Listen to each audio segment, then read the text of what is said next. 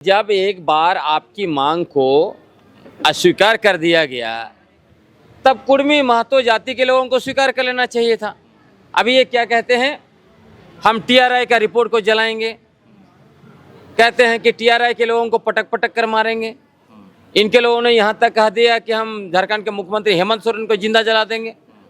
तो ये लोग कैसे लोग हैं जो संवैधानिक संस्थानों को नहीं मानते हैं, संवैधानिक पदों पर बैठे हुए सम्मानित लोगों को नहीं मानते हैं। मतलब ये जो बोलेंगे उसी को लिखा जाए वही सही है, मतलब ना खाता ना भाई, जो महतो जी कहे सो सही। दोनों बड़े नेता, एक लव कुश के वंशज माननीय सुदेश महतो जी और दूसरा 65,000 कुर्मी महतो माननीय जयराम महतो जी। इन लोगों को लग रहा है कि 2029 में सदा के लिए दोनों का सूर्यास्त हो जाएगा। इसलिए झारखंडी पार्टी और झारखंडी नेता होना छोड़ के ये लोग कुर्मी महतो पार्टी और महतो नेता हो रहे हैं। और इनको लगा थोड़ा बहुत 5-6 सीट जीतो और किसी तरह मुख्यमंत्री का पद तक तो नहीं जाएंगे, उप मुख्यमंत्री का दरवाजा तक हम लोग पहुंचेंगे। इसी राजनीति नहीं करनी चाहिए। इन्होंने पूरे झारखंड को एक तरह से नफरत में डाल दिया, जहां गांव-गांव में आदिवासी और कुर्मी दोनों साथ साथ रहते थे, उनके बीच भी कहीं ना कहीं आज जो है कि एक नफरत का माहौल बन गया है। सारे आदिवासी भाई बहन, युवा युवती लोग, सभी लोगों से हमारा ऐलान है, आप सभी लोग गाजा बाजा लेकर पूरा पारंपरिक ड्रेस में, पारंपरिक वाद्य यंत्र सब लेके आप जो है कि रांची की ओर कूच करिए। 12 अक्टूबर को झारखंड की राजधानी रांची के ऐतिहासिक मोरहाबादी मैदान में लाखों की संख्या में हम लोगों को अपनी ताकत दिखानी है। और मैं यह भी कहूँगा 17 अक्टूबर को प्रभात तारा मैदान में भी एक बहुत बड़ी हुंकार रैली है, वहाँ भी आप जो है कि लाखों की संख्या में जाइए। जोहार, हम फिलहाल झारखंड की राजधानी रांची में हैं, जो ऐतिहासिक सरना स्थल सिरमतोड़ी के पास हैं। आज आदिवासी संगठनों के द्वारा एक प्रेस कॉन्फ्रेंस का आयोजन किया गया, जिसमें विभिन्न आदिवासी समाज के अगुवागण उपस्थित हुए हैं। हमारे बीच अभी मौजूद हैं गलंट संगंगू सर, और हम जानने की कोशिश करेंगे, समझने की कोशिश करेंगे कि जो 12 तारीख को जो इनका कार्यक्रम है मोरहाबादी में, हुंकार विशाल रैली, क्या कुछ तैयारियां चल रही है, क्या अभी तक बातें खुल के सामने आ रही है। बहुत बहुत स्वागत है सर। जोहार। देखिए, तैयारी का आज हम लोग रिव्यू कर रहे थे और जो रिव्यू आया है उससे हम लोग निश्चित तौर पर काफ़ी उम्मीद कर रहे हैं कि 12 अक्टूबर को रांची का ऐतिहासिक मोरहाबादी मैदान और बल्कि कहें तो पूरा रांची आदिवासियों से पट जाएगा। क्योंकि 24 जिला से आदिवासी आ रहे हैं। उसके अलावा जो हमेशा शिकायत रही है कि रांची के आदिवासी नहीं निकलते हैं, इस बार रांची के आदिवासी हुजूम में निकल रहे हैं। तो यह निश्चित रूप से ऐतिहासिक होगा और पूरे झारखंड के 3200 आदिवासी समुदाय से लोग आ रहे हैं, ये सबसे बड़ी बात है। तो जिस तरह से नैरेटिव फैलाने की कोशिश की जा रही थी कि आदिवासी बट गए हैं, कट गए हैं, गुटों में छट गए हैं, यह सारा नैरेटिव जो है कि फेल होने वाला है। और हम यह भी ऐलान कर रहे हैं कि झारखंड के सारे आदिवासी भाई बहन, युवा युवती लोग, सभी लोगों से हमारा ऐलान है कि हम लोग जब आपस में जो भी वजह से मनमुटाव होता है, बर्तन टड़ंग टुड़ंग करते हैं, उसी तरह हम लोग अपना टड़ंग टुड़ंग हो रहे हैं, तो उसको हम लोग घर में निपटा लेंगे। आप सभी लोग गाजा बाजा लेकर पूरा पारंपरिक ड्रेस में, पारंपरिक वाद्य यंत्र सब लेके आप जो है कि रांची की ओर कूच करिए। 12 अक्टूबर को झारखंड की राजधानी रांची के ऐतिहासिक मोरहाबादी मैदान में लाखों की संख्या में हम लोगों को अपनी ताकत दिखानी है। और मैं यह भी कहूँगा 17 अक्टूबर को प्रभात तारा मैदान में भी एक बहुत बड़ी हुंकार रैली है, वहाँ भी आप जो है कि लाखों की संख्या में जाइए। दोनों रैली जो है कि ऐतिहासिक होना चाहिए। हमारा दुश्मन को पता चलना चाहिए, जिस तरह से वो नैरेटिव बना रहे हैं कि हम लोग गुटबाजी कर रहे हैं, बट गए, कट गए, छट गए, ये सब जो है कि धराशायी होगा। क्योंकि उनका जो भी बोल रहे थे पेपर दिखाओ, ये दिखाओ, वो दिखाओ, हम लोगों ने सब कुछ दिखा के उनको धराशायी कर दिया है। अब आंदोलन के रूप में भी धराशायी करेंगे, और जब जरूरत पड़ेगी अगर कोर्ट में जाना, कोर्ट में भी हम लोग इनको धराशायी करेंगे। नहीं, ये मार्केट में समाज के बीच में ये कौन ऐसा भ्रम फैला रहा है कि 12 तारीख का जो कार्यक्रम है एक अलग गुट कर रहा है और 17 तारीख का जो कार्यक्रम है एक दूसरे गुट के द्वारा किया जा रहा है, लेकिन कहीं ना कहीं आदिवासी हित के लिए दोनों ही काम कर रहे हैं, लेकिन ये नैरेटिव कौन फैला रहा है? देखिए, नैरेटिव वही लोग फैला रहे हैं जो लोग रेल टेका के पीछे थे। अच्छा। तो रेल टेका के पीछे आजसू और जेलकेम को जो सामने रखा, लेकिन उसके पीछे ऐसे बहुत बड़ी शक्ति थी। वही शक्ति जो है झारखंड में विगत 24 वर्षों के अंदर आप देखेंगे तो आदिवासियों को आपस में मुर्गा लड़ाकर सत्ता का मजा लिया। हम आदिवासियों को वनवासी घोषित करने के लिए राष्ट्रव्यापी अभियान चलाया, और सरना को सनातन घोषित करने के लिए भी ये राष्ट्रव्यापी अभियान चलाया। और यही लोग यहाँ बाहरी लोगों को भर दिया। झारखंड के अनुसूचित क्षेत्रों में झारखंड पंचायत राज अधिनियम को थोपा, नगर पालिका को असंवैधानिक तरीके से थोपा, और यहाँ की जमीन, इलाका, प्राकृतिक संसाधन को पूंजीपति और बाहरी लोगों को थोपा। और यही लोग नैरेटिव फैला रहा है कि 12 वाला कार्यक्रम जो है कि दूसरा गुट कर रहा है और 17 वाला गुट कार्यक्रम दूसरा गुट कर रहा है। ऐसा कुछ नहीं है। हमारा आदिवासियों के बीच में हजारों संगठन हैं। यहाँ भी कई संगठन मिलके कर रहे हैं, वहाँ भी कई संगठन मिलके कर रहे हैं। सब लोग हम लोग एक हैं, और जब ज़रूरत होगी तो ऐसा भी मौका आएगा जब आप देखेंगे पूरे झारखंड के लोग पूरा झारखंड को जाम कर देगा, यदि वो आवश्यकता पड़ेगी। लेकिन अभी हम लोग को नहीं लग रहा है वो आवश्यकता होगी। लेकिन तमाम जो रैलियां हो रही है, आयोजित होने वाली है, कल चांडिल में है 8 तारीख को, उसके बाद 9 को जमशेदपुर को है, और 12 को है आपका मोराबादी में, और 17 तारीख को प्रभात तारा मैदान में रैलियां हो रही हैं। समाज की बातों को रखा जा रहा है, लेकिन सरकार से कुछ उम्मीद या प्रतिक्रिया कुछ निकल के आ रही कि जो ये आयोजन आप कर रहे हैं इसमें क्या आपको उसका परिणाम निकलेगा? क्या सकारात्मक उसका पहलू कुछ निकल के आने का उम्मीद है? देखिए, इसमें न सरकार को कोई लेना देना है, ना पॉलिटिकल पार्टी को जी, क्योंकि सरकार ने अपना काम किया हुआ है। सरकार को जब 2004 में यहाँ भाजपा की सरकार थी, माननीय अर्जुन मुंडा जी ने रिकमेंडेशन भेजा था भारत सरकार को। उसके बाद भारत सरकार ने TRI जो आधिकारिक संस्था है उसे रिपोर्ट मांगा, एथनोग्राफिक रिपोर्ट मांगा कि आप बताइए कि ये जो कुर्मी महतो है वो आदिवासी है या नहीं है। तब एथनोग्राफिक रिपोर्ट बनाकर TRI ने भारत सरकार को भेज दिया, बताया कि ये लोग जो है महाराष्ट्र के कुणबी जाति के ही उपजाति हैं, ये आदिवासी नहीं है, ये ST सूची में इनको शामिल नहीं किया जा सकता है। तब सरकार की तरफ से तो कंप्लीट हो गया, उसके बावजूद ये यहीं पे रोकेंगे।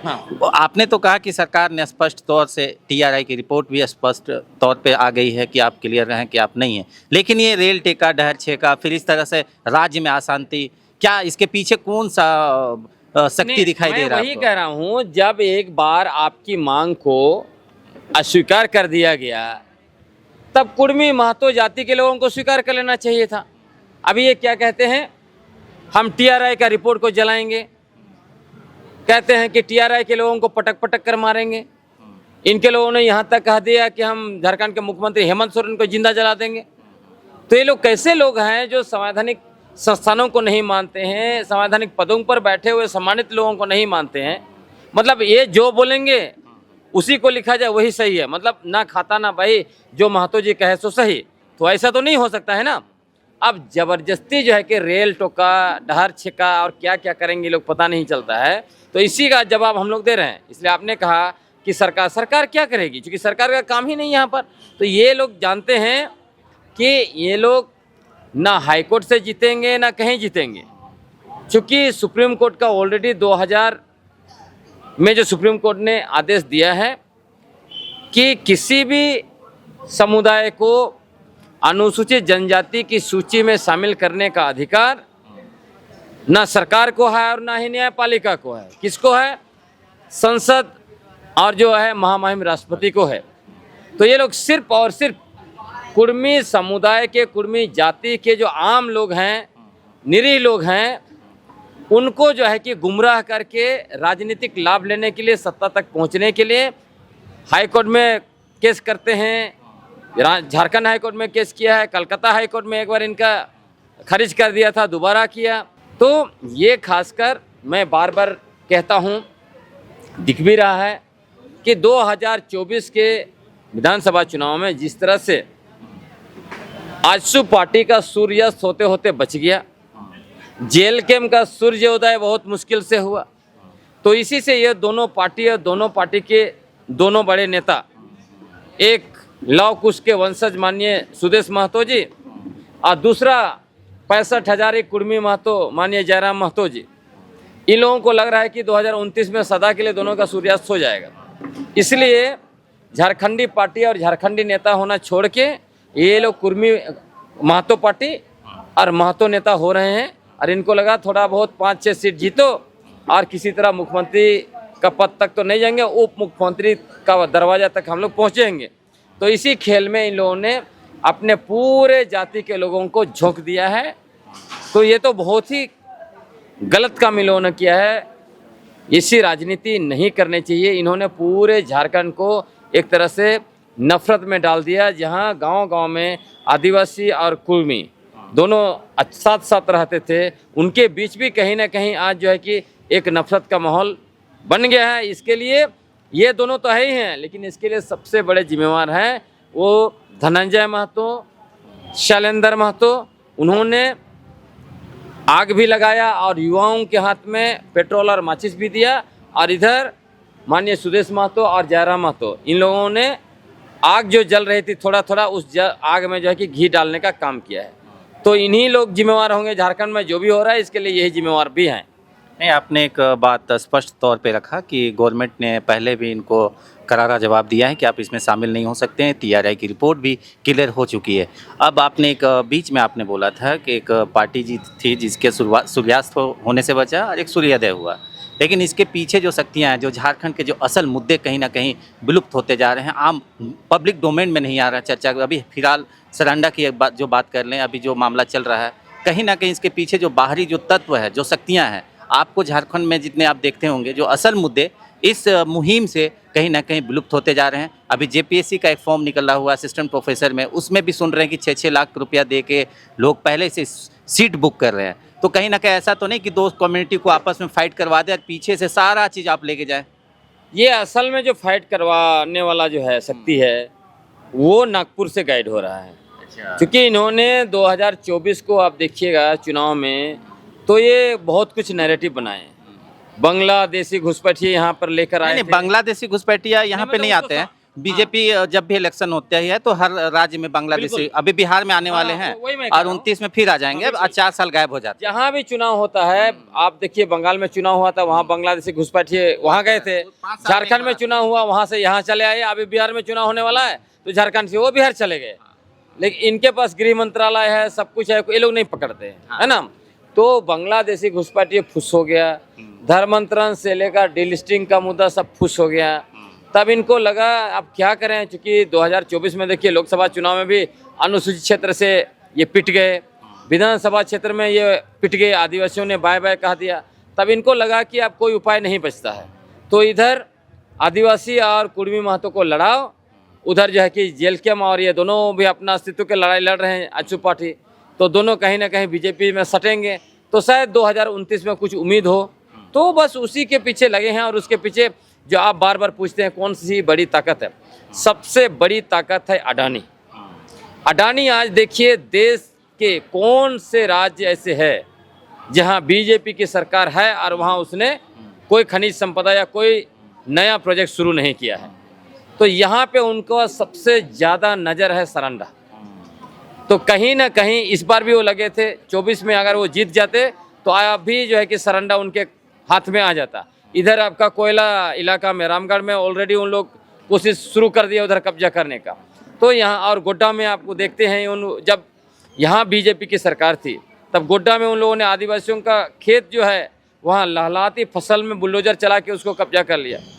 तो असली ताकत जो है पीछे वो अडानी है, और उसके साथ अडानी और नागपुर दोनों के गठजोड़ से यहाँ आदिवासियों को आपस में लड़ाकर जो है किसी भी तरह से 29 में सत्ता लेने का ये षड्यंत्र चल रहा है, और लड़ा सत्ता लो और सारा जो है कि यहाँ का बचा खुचा खनिज संपदा को बेच के खाओ। आपको मैं जानकारी के लिए बतला दूं कि जिस तरह से आपकी जो संगठन है 12 तारीख को जो आदिवासी मोर्चा के बैनर तले आप जो कार्यक्रम कर रहे हैं, 17 तारीख वाले भी कार्यक्रम में बुद्धिजीवी लोग हैं, दोनों में ही बुद्धिजीवी लोग हैं। सीरीज की तरह देखा जाए तो कोई किसी से कम है नहीं। लेकिन आपको ये है कि 2011 की सेंसेक्स रिपोर्ट में सरांडा की कुल आबादी थी 50,000, पूरा ट्राइबल कम्युनिटी। अभी वहाँ की आबादी हो गई होगी 70 से 80 हज़ार के करीब। अब वो सभी विस्थापित होने वाले हैं। क्या आप सभी बुद्धिजीवों में ये चीज़ नज़र नहीं आ रहा है कि इस मुद्दों के बीच कहीं ना कहीं आप अपने उन लोगों के साथ अन्याय आप कर रहे हैं? नहीं नहीं नहीं, हमने सरांडा, आपको मैं बताता हूँ, सरांडा तो मैंने अगर मेरा आंदोलन का कोई बड़ा जगह आप ढूंढेंगे तो वो सरांडा है। सरांडा में मैंने लगभग 5 साल तक वहाँ की लड़ाई लड़ी। आपको मैं बताना चाहता हूँ, सरांडा जंगल में 1927 से माइनिंग चल रहा है, आयरन ओर, देश का सबसे अच्छा क्वालिटी का माइनिंग। लेकिन 2010 तक जंगल के अंदर ना रोड था, ना बिजली, ना पीने का स्वच्छ पानी। वहाँ से हमने वहाँ आंदोलन शुरू किया, और आपको मैं बताता हूँ, ऑपरेशन अनाकोंडा, ऑपरेशन मानसून के द्वारा वहाँ मंगल होनगानगा जैसे निर्दोष आदिवासी को गोली मार दिया गया, और वहाँ के 25 आदिवासी गांव को खाली करके उसी समय में कॉरपोरेट को देने की कोशिश चल रही थी। 22 नए MOU किए गए थे। सुशील बारला और हम लोग का टीम ने सारे चीज़ों को एक्सपोज किया। मानवाधिकार आयोग की एक टीम लेके आए, सप्ताह भर हम लोग जंगल में रहे। उसके बाद देखिए सरेंडर एक्शन प्लान आया पहली बार, वहाँ पे रोड बने, वहाँ पर बिजली लाया गया, पीने का पानी, कुछ रोजगार की व्यवस्था किया, बहुत कुछ काम उस टाइम पहली बार हुआ। ये सब किए हम लोग। अभी का क्या हो रहा है, अभी का बहुत एक जो दूर से दिख रहा है वो ऐसे नहीं है, पिक्चर कुछ अलग है। वहाँ अभी भी पूंजीपति लोग, वहाँ मैं बोलता हूँ आपको, सरांडा में ये सिचुएशन आ गया है कि आदिवासियों को तय करने के लिए बोला जा रहा है कि आप जंगल के साथ रहेंगे, जंगली जानवरों के साथ रहेंगे, या आप कॉरपोरेट के साथ रहेंगे। तो चूंकि आदिवासी लोग वहाँ तो अपनी आजीविका चलाने में लगे हैं, इतना ज़्यादा एनालिसिस नहीं कर पाते हैं, तो हम लोग उसको बहुत क्लोजली बात कर रहे हैं, वहाँ के लीडरशिप के साथ निरंतर बात कर रहे हैं कि ऐसे ना हो कि कॉरपोरेट के वजह से पूरा जंगल उजाड़ जाए। कॉरपोरेट नहीं चाहता है कि वहाँ पे ये बने, मतलब वहाँ जिस तरह से इको सेंसिटिव जोन है उसको बनाने की बात है, कॉरपोरेट नहीं चाहता है। क्यों नहीं चाहता है? क्योंकि उनको जो लीज मिला है ख़त्म होने का दूसरा लीज नहीं मिलेगा, इसलिए आदिवासियों को भड़का रहा है कि अगर ये जो है एक तरह से सेंचुरी घोषित हो गया तो तुम लोग जो है कि तुम लोग को बाहर निकाल देगा। जबकि असलियत यह है कि फॉरेस्ट राइट्स एक्ट 2006 है, उसके बाद जो है कि पेशा कानून है। पेशा कानून में कहा गया है कि ग्राम सभा को वहाँ वनोपज पर मालिकाना हक उनको मिला हुआ है। फॉरेस्ट राइट्स के तहत उनको पूरा जंगल को उपयोग करने का सामुदायिक अधिकार है। कौन उनको निकाल सकता है? कोई नहीं निकाल सकता है। आदिवासी अभी से वहाँ थोड़ी है। एक समय में ब्रिटिश हुकूमत ने निकाला था। आपको मैं बताता हूँ, मेरा किताब आप पढ़िएगा, मिशन सरांडा, 1882 में जब पहली बार जंगल को रिजर्व फॉरेस्ट और प्रोटेक्टेड फॉरेस्ट घोषित किया गया, आदिवासियों को बाहर निकाल दिया गया था।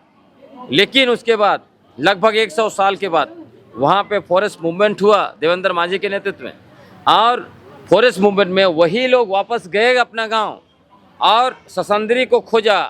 ससंदरी से पता लगाया, इमली के पेड़ और दूसरे चीज़ें थे, उससे पता लगाया कि अच्छा ये हमारे गांव हैं। तो वो वहाँ के वैसे लोग हैं, उनको थोड़ी आप खदेड़ सकते हैं।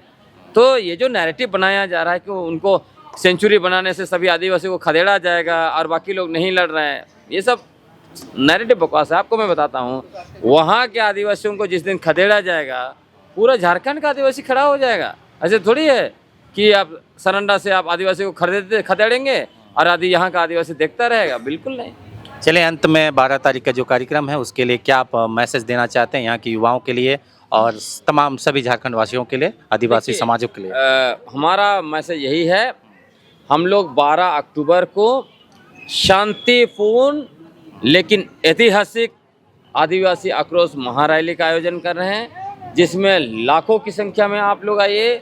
हम लोग अपना आक्रोश व्यक्त करेंगे, हम लोग प्रतिकार करेंगे, हम लोग बताएंगे कि हमारे अधिकारों को छीनने की कोशिश ना किया जाए।